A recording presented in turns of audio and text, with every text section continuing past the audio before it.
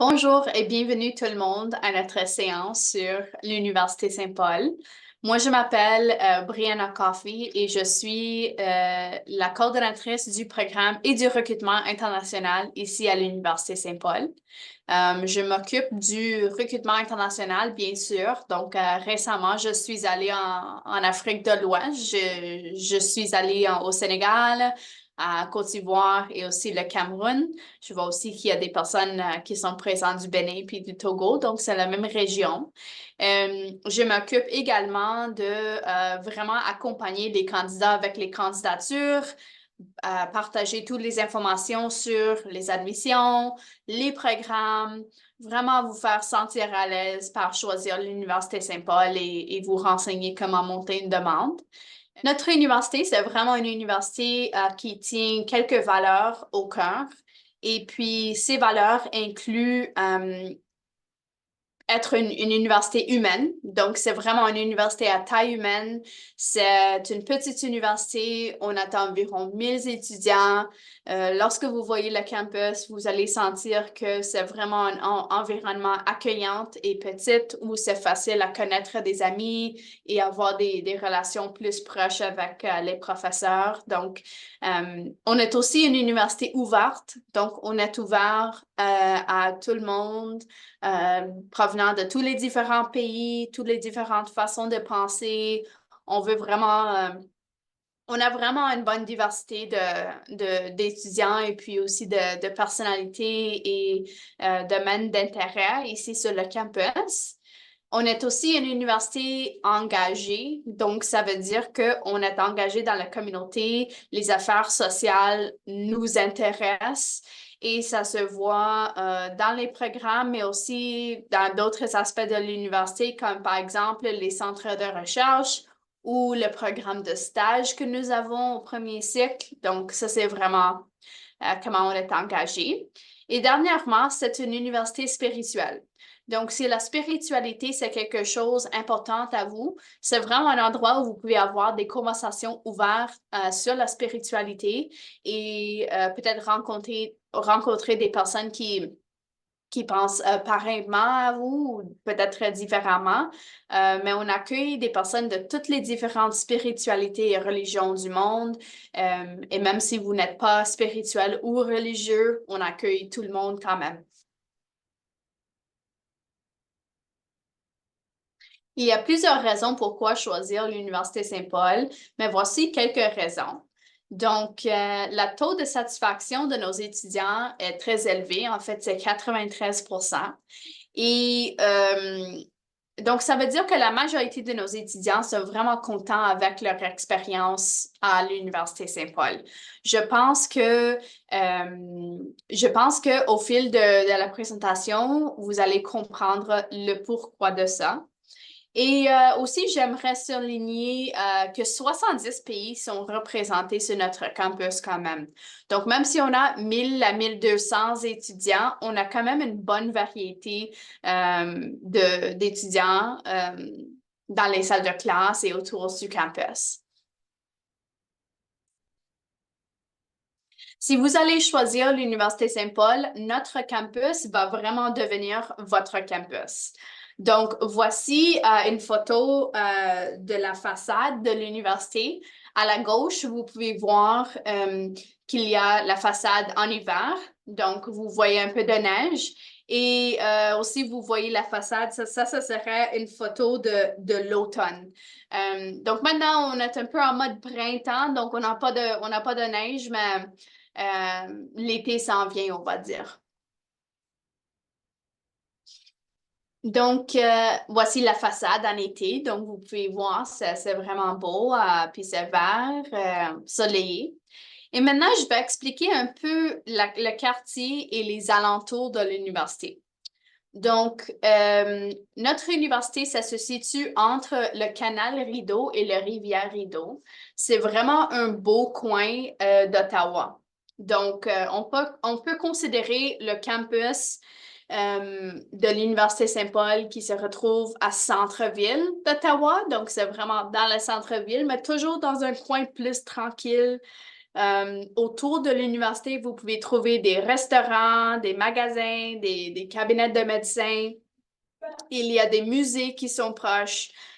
Il y a le Parlement du Canada qui n'est pas loin et tout le marché puis des centres d'achat. Donc, il y a beaucoup de choses à faire et à voir autour de l'université. C'est aussi un campus très accessible en ville par train, par autobus. Donc, même si vous devez prendre le transport en commun, il y a plusieurs options. Ici, à notre université, on est vraiment fiers de l'histoire. Donc, l'année passée, nous venons tout juste de fêter le 175e anniversaire de l'Université Saint-Paul. Ça existe depuis longtemps, 1848. Et cette belle histoire, c'est visible dans quelques espaces que nous avons sur le campus. Donc, en haut, vous voyez une photo de la chapelle. C'est vraiment un espace où à chaque semaine, on a des messes, on a des cérémonies religieuses pour des étudiants, des professeurs, des personnes qui font partie de la communauté de l'Université Saint-Paul. Mais c'est aussi un espace où on profite pour avoir des belles célébrations. Donc, par exemple, la collation des grades, la graduation va se passer là-bas et d'autres cérémonies ou concerts pendant l'année. En bas, vous voyez une photo de notre bibliothèque. Donc, nous avons vraiment un coin très vieux dans la bibliothèque et nous avons la plus grande sélection et collection de livres rares. Ça veut dire des vraiment vieilles livres qui datent depuis 1600.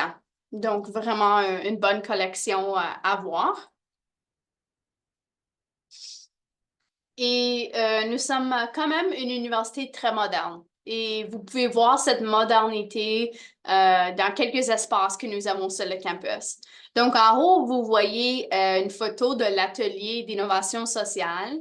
C'est un relativement nouvel espace que nous avons et c'est un endroit où les étudiants d'innovation sociale peuvent aller étudier, travailler sur des projets de groupe, peuvent louer même une salle de rencontre et peuvent même faire de la réseautage avec des professionnels de la communauté, tout dans cet espace. Donc, c'est vraiment beau. Et en bas, vous voyez une section de notre bibliothèque qui a été renouvelée récemment.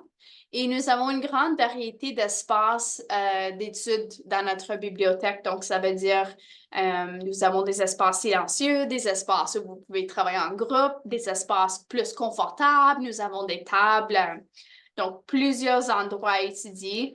Je sais que c'est vraiment important de trouver son espace à lui, d'étudier puis se sentir à l'aise parce que si vous choisissez d'étudier ici, vous allez passer sûrement beaucoup de temps dans la bibliothèque. Donc, c'est quand même important. Ensuite, pour les étudiants qui choisissent notre université, qui planifient de venir seuls, donc peut-être vous êtes une personne célibataire ou votre plan d'études, vous voulez venir seul au Canada, je suggère de considérer notre résidence comme hébergement parce que c'est vraiment proche de les salles de classe. Et notre résidence, nous avons des chambres, c'est style appartement.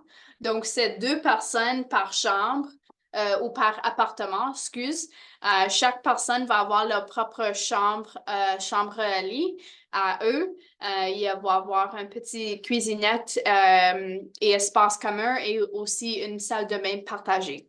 Donc, c'est vraiment des appartements à 2 et c'est vraiment proche de les salles de classe. Donc, si c'est une option pour vous, vous venez seul, je le suggère fortement. Je ne sais pas combien d'informations vous savez déjà sur la ville d'Ottawa, mais on va passer à travers. Moi, je ne viens pas de la ville d'Ottawa, je viens d'une autre ville qui est à environ 5 heures d'ici. Donc, ça fait 2 ans que j'habite à Ottawa et puis que je travaille à l'Université Saint-Paul. Mais Ottawa, c'est la capitale du Canada. En fait, il y a 1 million de personnes qui habitent ici. On peut l'appeler comme une ville étudiante parce qu'on a 3 universités et on a 3 collèges qui sont ici, qui sont présents en ville. Donc, à chaque année, la ville d'Ottawa accueille plusieurs étudiants internationaux, canadiens, de tout partout vraiment. Donc, c'est vraiment une ville accueillante qui est prête à recevoir des nouveaux arrivants. Ce que moi, j'ai remarqué depuis que je suis venue ici, c'est des centaines de festivals qui se déroulent tout au long de l'année. Il y a toujours quelque chose qui se passe à chaque fin de semaine, à chaque week-end. Il y a quelque chose à faire. Il y a des événements à découvrir. Il y a aussi beaucoup d'associations culturelles ici. Donc, par exemple, j'ai vu que quelqu'un vient d'Haïti qui est là, qui vient d'Haïti, ben, il y a sûrement une association des Haïtiens et des Haïtiennes qui habitent ici, puis ça serait pareil pour chaque pays. C'est très multiculturel ici, donc vous pouvez profiter pour apprendre des nouvelles cultures et aussi peut-être rencontrer des gens de même votre pays aussi. Voici quelques photos de la ville d'Ottawa. Donc, à la gauche, vous pouvez voir le Parlement. Ça, c'est une belle photo qui a été prise évidemment dans l'automne, quand les couleurs puis les feuilles commencent à changer de couleur. Et à la droite, vous avez une photo ce qu'on appelle le marché Bain. Donc, c'est un marché que vous pouvez accéder à pied. Et puis, c'est un endroit avec beaucoup de magasins, beaucoup de restaurants. C'est juste à côté de le plus grand centre d'achat dans la ville d'Ottawa. Donc, c'est vraiment proche aussi de notre campus. C'est environ 10 minutes de notre campus aussi, donc vraiment pas loin. D'autres choses à voir. Donc, à la gauche, vous voyez une longue patinoire. Donc, ça, c'est le canal Rideau dont j'ai parlé tantôt,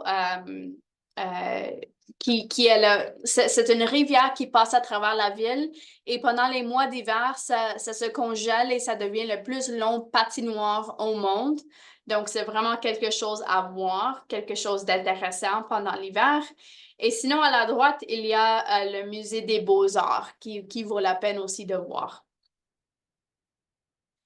Je sais que quand vous êtes en train de choisir peut-être un pays ou une ville, de déménager votre vie, de vous déplacer, vraiment des opportunités d'emploi, ça joue vraiment un grand rôle dedans. Donc voilà, nous avons beaucoup d'opportunités d'emploi dans la ville d'Ottawa. Par exemple, quelques secteurs d'emploi incluent bien sûr le gouvernement parce que c'est la capitale nationale, soins de santé, technologie et communication, éducation, tourisme et services sociaux aussi. Donc, il y a beaucoup d'opportunités d'emploi dans cette ville. Et j'ai aussi inclus quelques logos pour vous donner une idée de certains employeurs qui se retrouvent en ville.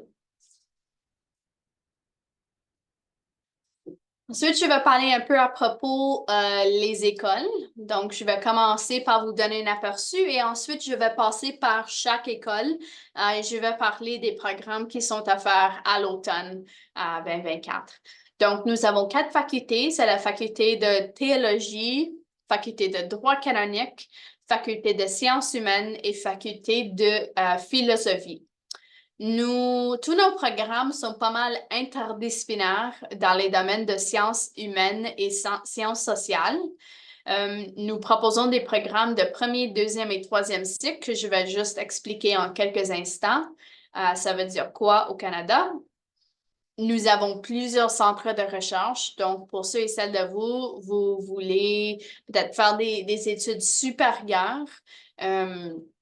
Nous avons plusieurs opportunités dans les nombreux centres de recherche et ça existe des centaines de possibilités au bout de vos doigts parce que il n'y aura pas un parcours de 2 étudiants à notre université qui se rassemblent.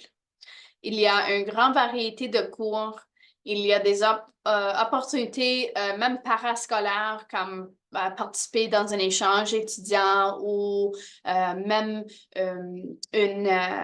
un stage au premier cycle.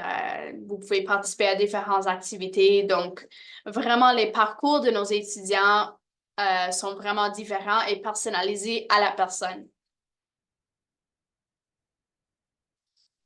Donc, je vais expliquer un peu la différence entre premier cycle, deuxième cycle et troisième cycle à notre université. Je sais, tout dépendant du pays, ça peut être un peu différent.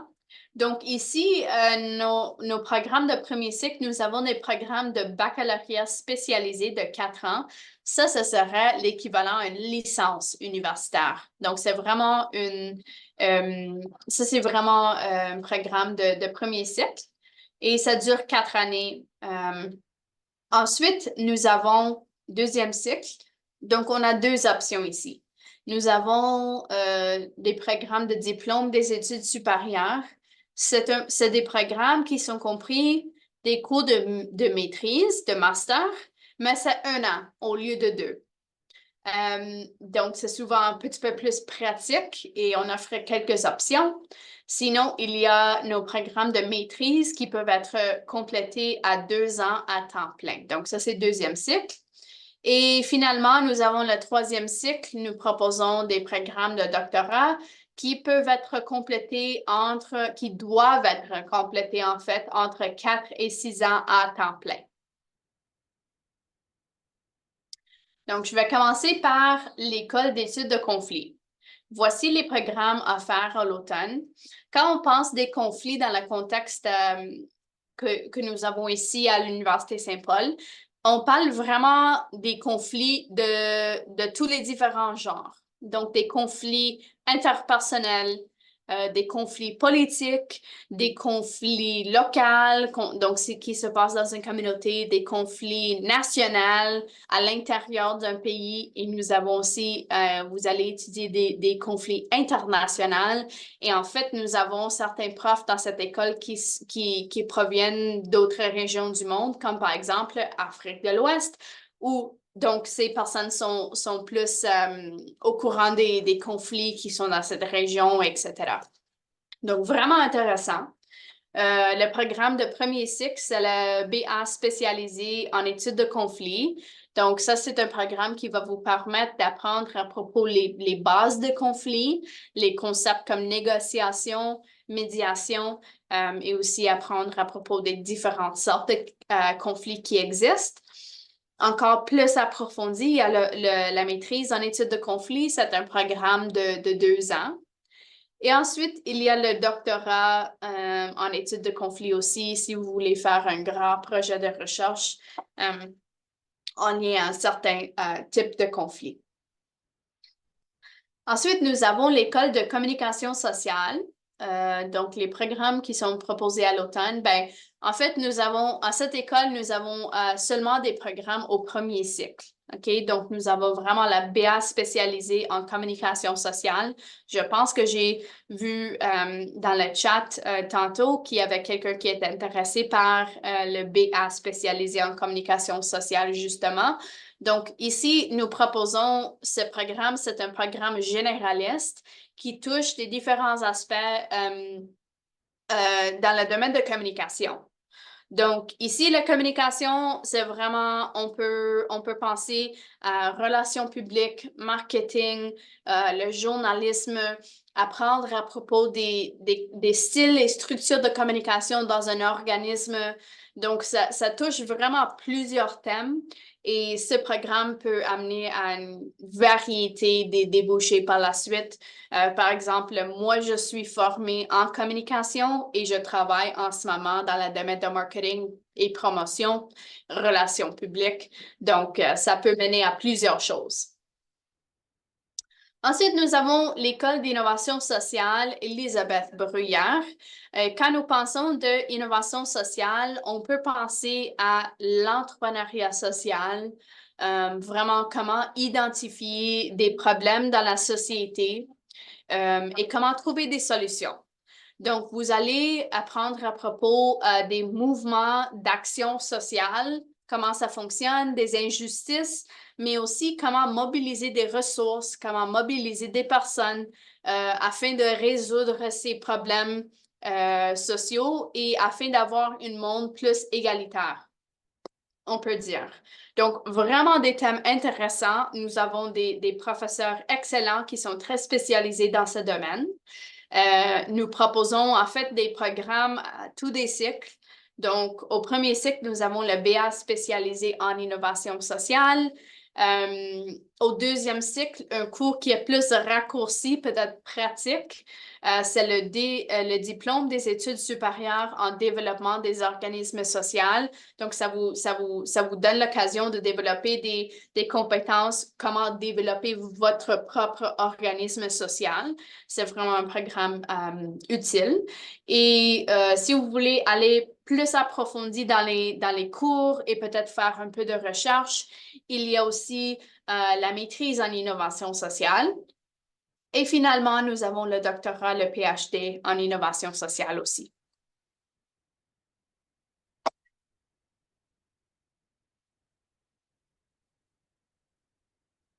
Ensuite, nous avons l'École d'éthique de justice sociale et de service public. À la base, cette école, ça implique vraiment la philosophie. Donc, comment comprendre les concepts de philosophie. Mais en fait, c'est très concerné aussi avec des questions éthiques. Qu'est-ce qui est éthique? Pourquoi prendre certaines décisions? Comment développer vraiment des compétences de pensée critique, analyse critique des choses qu'on voit. On voit plusieurs problèmes dans le monde en ce moment et puis les professeurs et les programmes, les classes dans cette école sont vraiment concernés par le pourquoi en arrière des décisions éthiques en lien peut-être à la guerre, à l'environnement, les problèmes de genre, vraiment n'importe quoi, mais c'est toujours des problèmes d'éthique.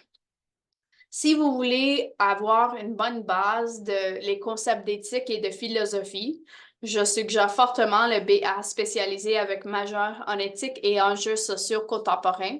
C'est aussi un bon programme préalable afin de pouvoir entrer dans une faculté de droit ici au Canada par la suite. Et sinon, nous avons deux programmes qui sont à faire au deuxième cycle. Donc, il y a le diplôme des études supérieures en éthique publique. Et aussi la maîtrise, le diplôme des études supérieures, c'est un programme de 1 an, puis la maîtrise, c'est un programme de 2 ans.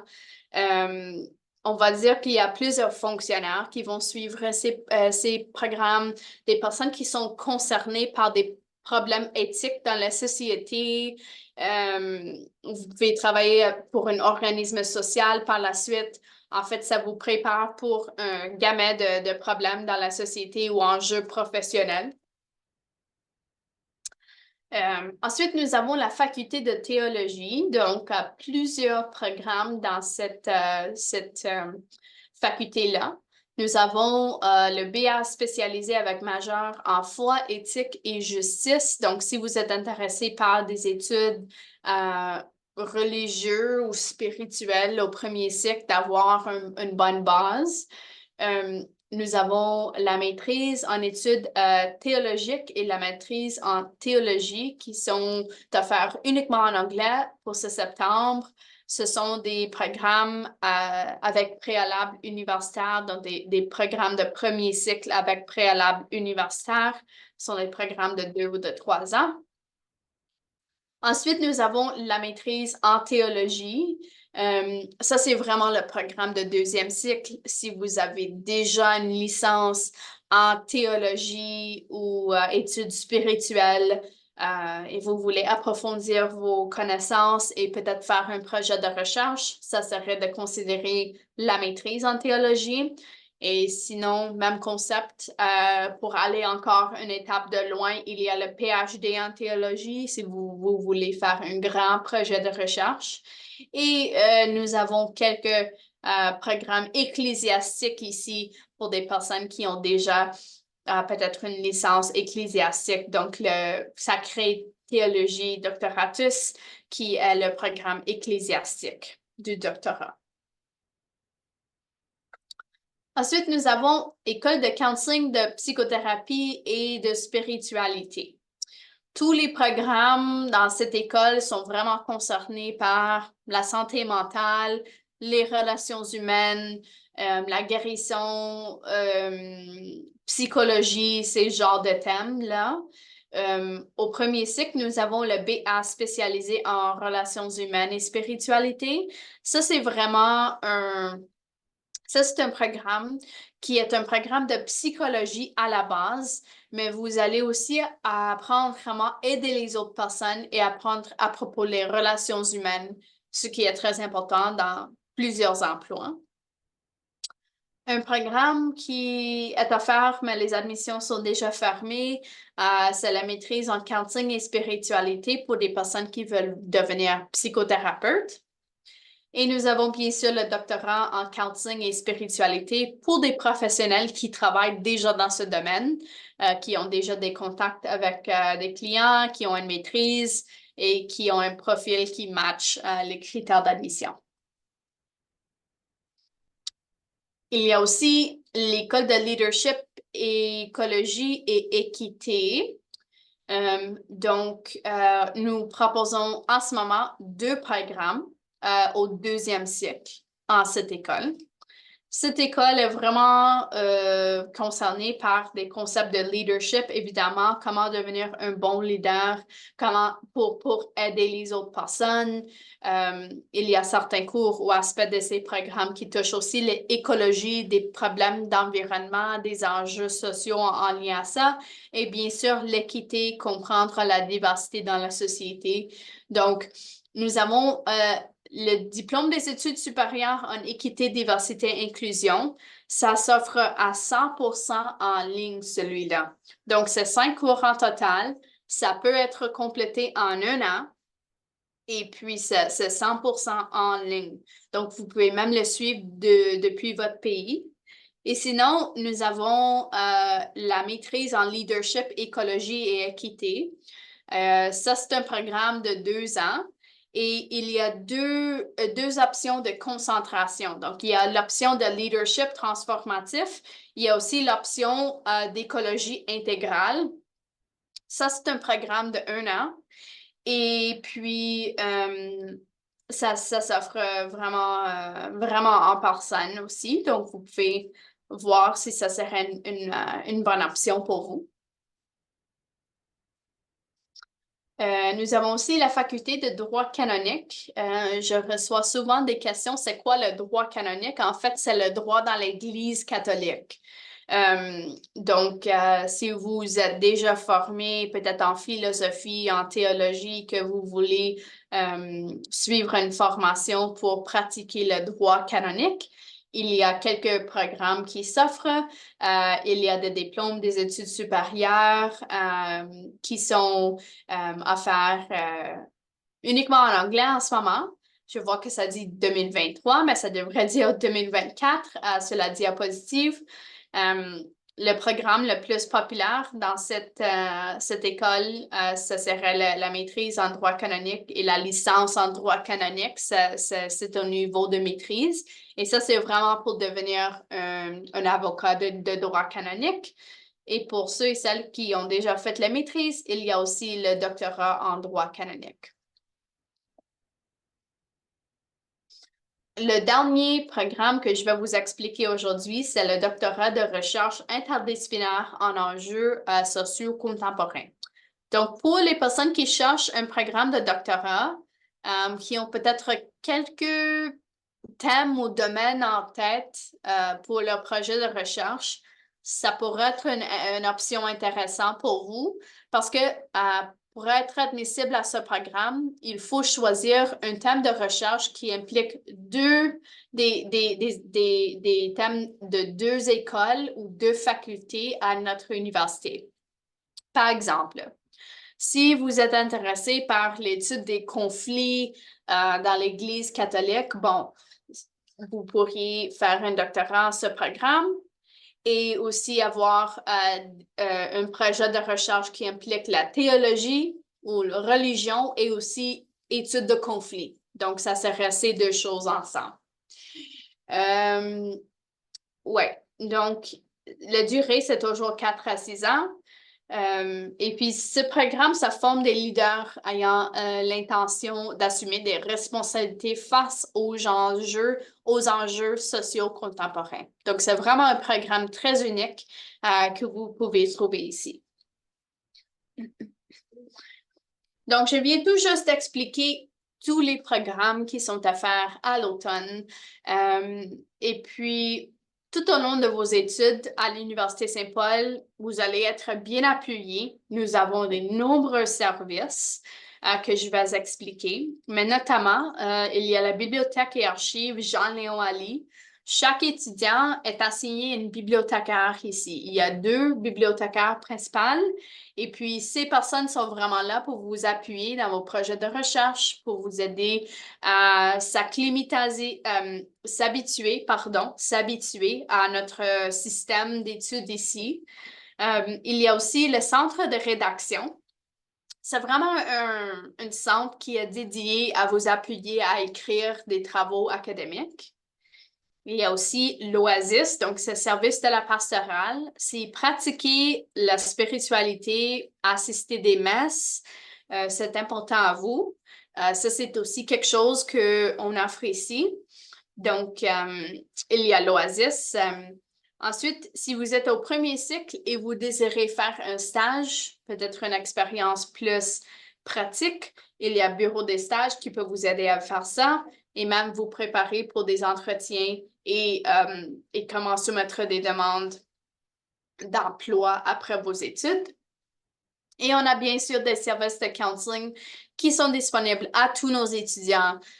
Donc, si vous êtes stressé, tous les étudiants ont accès à des sessions confidentielles avec un psychothérapeute ici sur le campus. L'Université Saint-Paul est fédérée avec l'Université d'Ottawa. Donc, l'Université Saint-Paul, ça fait partie de l'Université d'Ottawa. Et puis, grâce à cette fédération, cette connexion entre les deux universités, nous avons accès à quelques services. Donc, nos étudiants ont accès à des services d'accommodement académique à l'Université d'Ottawa. Donc, si vous avez des troubles d'apprentissage, il y a des options d'accommodement qui existent à vous.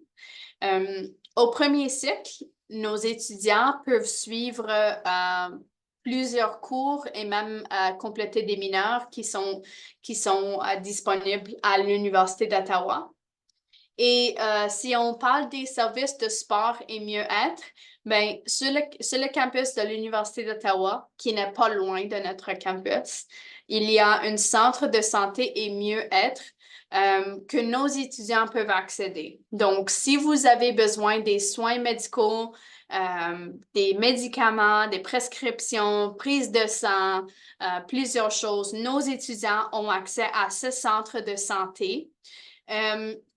Nos étudiants peuvent aussi acheter un abonnement trimestriel, tout compris, afin d'accéder à leur salle d'entraînement, la piscine, des classes de récréation et des sports intramuraux. Donc, on n'a pas une gymnase, par exemple, sur notre campus, mais le campus de l'Université d'Ottawa n'est pas loin et vous pouvez acheter un abonnement. Vous pouvez aussi devenir un athlète varsité si ça vous intéresse à l'Université d'Ottawa. Et il y a toujours une navette, un autobus qui passe entre les deux campus plusieurs fois par jour. Donc, si vous avez des classes sur le campus de l'Université d'Ottawa ou si vous voulez, par exemple, accéder à la salle d'entraînement, vous pouvez aller très facilement.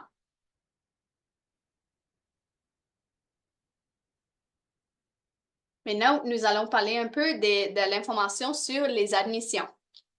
Donc, afin d'être admissible à nos programmes de premier cycle, il faut être titulaire d'un diplôme sanctionnant 12 années de scolarité ou l'équivalent au diplôme des études secondaires de l'Ontario. Juste pour vous donner une idée, dans certains pays, c'est le diplôme d'État. Dans certains d'autres pays, c'est vraiment avoir le bac, donc avoir terminé première terminale et avoir le bac, passer l'examen du bac. Juste pour vous donner une idée, nous exigeons une moyenne minimale de 70% dans la dernière année des études secondaires, si ça, c'est tout ce que vous avez complété. Un 70, des fois, c'est environ un 10 ou un 11 sur 20 de moyenne. Il faut également soumettre des bons documents, donc les relevés de notes des 2 dernières années des études secondaires, ainsi que copie du certificat de fin d'études ou de diplôme, parce que nous voulons savoir que vous avez terminé votre programme. Ça, c'est pour le premier cycle. Ensuite, pour les cycles supérieurs, voici les critères. Donc, pour les maîtrises et diplômes des études supérieures, il faut être titulaire d'un baccalauréat spécialisé de 4 ans ou l'équivalent avec une moyenne minimale de 70%. Ça veut dire qu'il faut avoir au moins l'équivalent de 4 ans à l'université complétée. Donc, une licence de 4 ans de votre pays ou 4 années complétées à une université ou même si vous avez des années d'un BTS, ça compte aussi vers ça. Et il faut avoir une moyenne minimale de 70%. Comme je vous ai dit, c'est environ plus ou moins 11 sur 20, mais ça peut changer selon le pays et le système d'éducation. Donc, il faut soumettre une demande d'admission pour savoir. Certains programmes ont des critères d'admission particuliers. Donc, par exemple, il y a des programmes qui demandent des lettres de référence, un questionnaire autobiographique et peut-être d'autres critères. Un CV, donc il faut soumettre ces documents également. Pour des programmes de doctorat, il faut être titulaire d'une maîtrise avec thèse ou avec mémoire, c'est très important, et avoir une moyenne minimale de 75%. Donc, la raison pour laquelle j'ai dit que c'est très important avec thèse ou mémoire, c'est parce que dans un programme de doctorat, vous allez faire beaucoup de recherches. Il faut être capable de nous démontrer que vous avez déjà fait un projet de recherche à la maîtrise. Et certains programmes ont des critères d'admission particuliers, pareil comme à la maîtrise. Par exemple, des fois, ils vont demander un échantillon de un projet de recherche que vous avez fait dans le passé, peut-être des lettres de référence, un questionnaire autobiographique. Il y a plusieurs différents critères qui peuvent être demandés. Maintenant, je vais passer à travers un peu les exigences linguistiques. Ça, c'est une présentation en français, donc je présume que vous voulez étudier en français. Généralement, nous acceptons plusieurs examens, tests de langue, mais il y a aussi une exemption de tests de langue.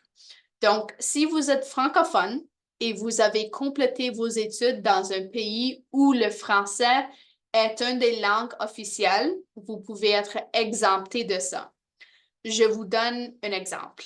Si vous êtes béninois et que vous avez complété tous vos études en français, vous voulez soumettre une demande pour étudier en français à notre université, vous ne devez pas fournir une preuve de français parce que vous êtes francophone, vous avez étudié en français dans un pays qui a le français comme langue officielle, donc nul besoin de soumettre une test de langue. Donc, par exemple, j'ai utilisé l'exemple de Bénin, mais ce serait aussi le cas pour, par exemple, le Sénégal, le Togo, l'Haïti. Ce sont tous des pays francophones, donc on n'a pas besoin de soumettre une preuve de français, mais une preuve d'anglais, si vous voulez étudier en anglais, par exemple, ça serait exigé dans la plupart des cas. Voilà, votre dossier d'admission. Donc, cette semaine, nous avons pris la décision de changer la date limite pour septembre pour des candidats internationaux au 15 mars. Nous avons en ce moment un énorme volume de demandes d'admission provenant des candidats internationaux. Donc, nous avons pris la décision de changer la date limite. Et Chris vient tout juste de mettre dans le chat un lien envers la page sur notre site web où vous pouvez voir cette information. Donc, la date limite a changé. C'est-à-dire, il faut soumettre une demande d'admission complète par le 14 mars. Je sais que c'est demain. Donc, si vous n'avez pas encore commencé la demande, il faut vraiment voir si ça serait possible à soumettre les documents par demain ou peut-être quelques jours d'après, mais vraiment, ça serait par le 14 mars. Afin qu'une demande d'admission soit complète, il faut remplir le formulaire de demande, il faut payer les frais de demande et aussi il faut soumettre tous les documents, les documents annexes. Par exemple, les lettres de référence, le questionnaire autobiographique, le CV, les relevés de notes. Donc, très important. C'est très important de connaître les conditions d'admission pour chaque programme. Si vous n'êtes pas capable de soumettre une demande avant le 14 mars pour septembre, bon, ça serait possible de soumettre une demande d'admission pour les programmes de septembre 2025 à partir de novembre de cette année. Donc, si vous n'êtes pas capable de compléter la demande avant le 14 mars, vous pouvez considérer pour le septembre qui suit. Et puis, si vous avez reçu une offre d'admission, c'est excellent, félicitations. Assurez-vous de l'accepter, OK? Assurez-vous d'accepter la demande d'admission. Et afin de l'accepter, il faut envoyer un courriel à admission. Voici le courriel. Il va également être obligatoire de soumettre les relevés de notes officiels et autres documents exigés par le 31 août de cette année. Donc, ce n'est jamais conseillable d'envoyer des documents originaux, officiels par la poste. Si vous êtes accepté à notre université, que vous avez le permis d'études pour venir, vous pouvez amener vos documents officiels au bureau des admissions et quelqu'un peut les ajouter à votre dossier. Donc, c'est vraiment comme ça. Nous pouvons traiter des demandes d'admission avec des relevés de notes non officiels. Donc, des copies numérisées en format PDF. Vous pouvez envoyer ça et nous pouvons traiter la demande avec ça. Ça prend entre 4 à 6 semaines pour traiter une demande d'admission. Une fois que nous avons reçu le paiement, le formulaire d'admission et tous les autres documents. Donc, entre 4 à 6 semaines et nous avons un grand volume de demandes en ce moment-là. Donc, ça prend un peu de temps.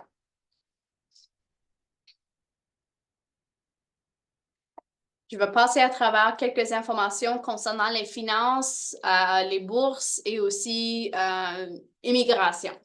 Donc, voilà. Voici une idée du budget étudiant.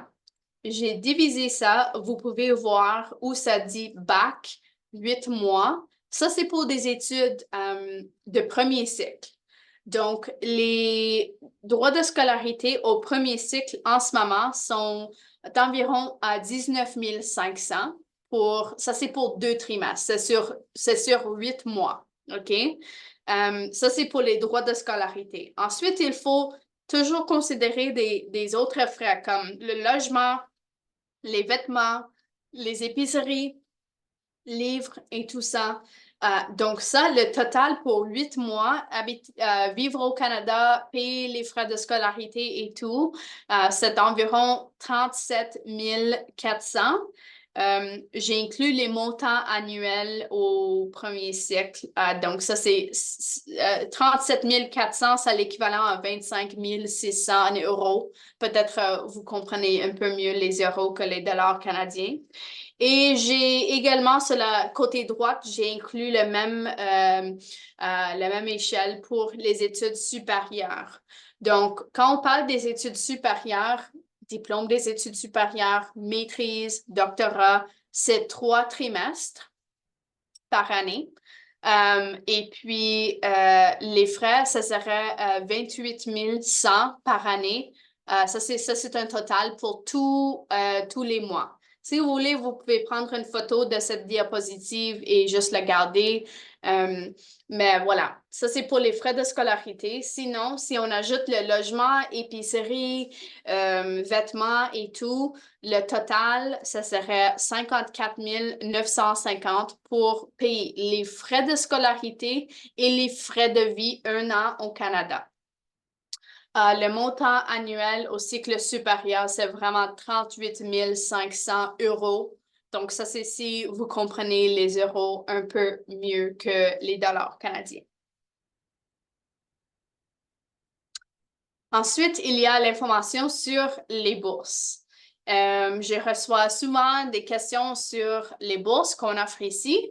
On n'offre pas de bourse complète ici. C'est toujours des bourses partielles. Toutes les personnes qui postulent pour un programme à l'Université Saint-Paul en français sont considérées automatiquement pour la bourse étudier en français.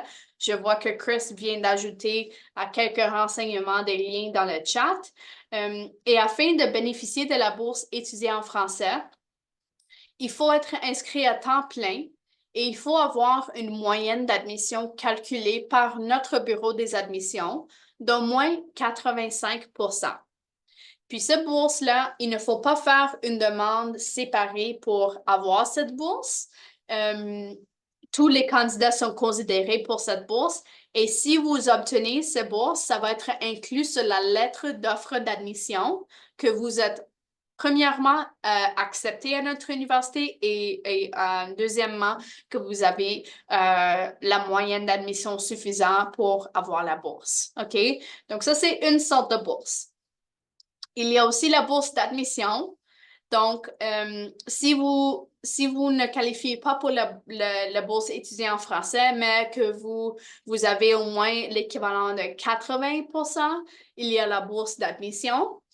C'est la même chose, c'est une bourse d'entrée. Tous les candidats sont considérés automatiquement pour cette bourse. Et si vous l'obtenez, ça va être inclus sur la lettre d'offre d'admission. Il n'est pas possible de bénéficier de la bourse étudier en français et la bourse d'admission en même temps. Donc, autre que ces bourses-là, une fois que vous êtes étudiant à l'Université Saint-Paul, il y a aussi des bourses internes sur concours qui sont disponibles. Que vous pouvez soumettre une demande au début de chaque trimestre. Voilà. Des informations générales sur l'immigration. Avant que je commence avec ces détails, je vais dire que si vous cherchez des renseignements d'immigration, c'est toujours conseillable de consulter le site web du gouvernement du Canada et ne pas passer par les agences dans votre pays. Parce que des fois, il y a des personnes qui donnent des mauvais conseils et qui vous expliquent comment, pas de la bonne façon comment monter un dossier d'immigration. Donc voilà, il faut toujours consulter le site web du gouvernement du Canada. Je vois que Chris avait mis le lien dans le chat envers la page sur notre site web qui l'explique beaucoup mieux. Aussi, il y a quelques consignes qui sont en train de changer auprès le IRCC, le gouvernement du Canada, à propos des permis d'études. Donc, vous pouvez toujours vérifier sur la page web du gouvernement pour rester le plus à jour avec ces changements. Donc, si vous avez une lettre d'offre d'admission, pour des cycles supérieurs, vous pouvez passer directement à la demande de permis d'études. Pour les premiers cycles, il faut aussi attendre la lettre d'attestation du province aussi et cette étape. Vous pouvez toujours vérifier les délais de traitement d'un permis d'études sur le site web du gouvernement du Canada. J'ai vérifié l'autre jour et c'est présentement à 10 semaines. Donc, lorsque vous soumettez la demande de permis d'études, c'est présentement à 10 semaines. Et puis, si vous désirez travailler au Canada, il faut vérifier les conditions d'emploi mentionnées sur le permis d'études que vous allez recevoir si vous êtes accepté en ce programme. Voici un bref survol de les prochains mois. Donc, disons-nous, entre le mois de novembre et mars, c'est les mois de se renseigner sur les universités et soumettre une demande. En avril, à la réception de votre demande d'admission et votre lettre d'attestation de la province au besoin, vous pouvez postuler pour le permis d'études. En mai, vous pouvez visiter virtuellement Ottawa, se renseigner sur les quartiers, explorer les options d'hébergement. En juin ou juillet, vous pouvez sélectionner vos cours si vous êtes accepté. Et fin août, ce sera le moment de voyager à Ottawa et assurer que tous les frais de scolarité sont payés. Les classes vont commencer en septembre et c'est là où moi, je vais organiser des séances d'orientation pour accueillir les nouveaux étudiants internationaux. Ça, c'est tout pour la présentation. Si vous avez des questions supplémentaires, n'hésitez pas à m'écrire un courriel à l'adresse internationale.